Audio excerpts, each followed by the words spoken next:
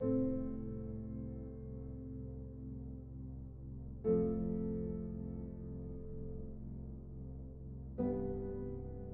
name is Grayson Van Loo, and I'm a coxswain on the Milwaukee Rowing Club.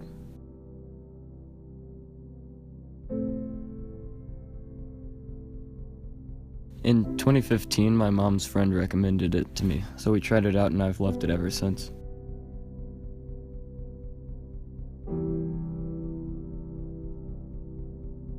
When I first started, I remember it was summer. I was going into 8th grade, and I was about 13. I didn't know what I was doing really, but I do know that I felt that I liked it. Learn to Row is basically a class run by the rowing program in which they teach young kids how to row. It's also an opportunity for them to recruit kids to the high school or middle school team. After Learn to Row, I was going to join the middle school team, but then I decided to join the high school team last minute. The novice coach said that my technique was good enough, and so I decided to go with the high school team. Originally, I joined the high school team as a rower, but the novice coach gave me the opportunity to cox, so I did, and I ended up liking it. I liked coxing because of the teamwork aspect. I can't quite explain it all the way because it's more complicated than that. The closest I can get, I guess, is that there's a feeling you get when you make the boys row better. And when you can put that toward a race, it gets stronger. It's a good sort of feeling. Rowing is different from other sports in that you don't play it. You're always racing one way or another, all towards the goal of getting not only the perfect stroke, but also the fastest boat.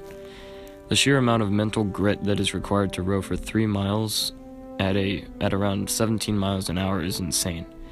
That's not the end of it either. The boys are experiencing an incredible amount of pain during this time. Because it's a 15 to 20 minute piece where you're alone.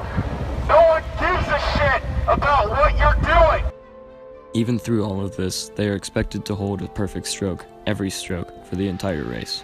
A boat that sits should be a boat that stays on land, boys. We're not sitting on this 8.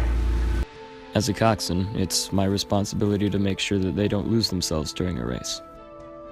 I'm kind of like their cheerleader, but it's more in your face than that. There are speakers in the boat and I yell through a mic. They have no choice but to listen to me. Handle each other.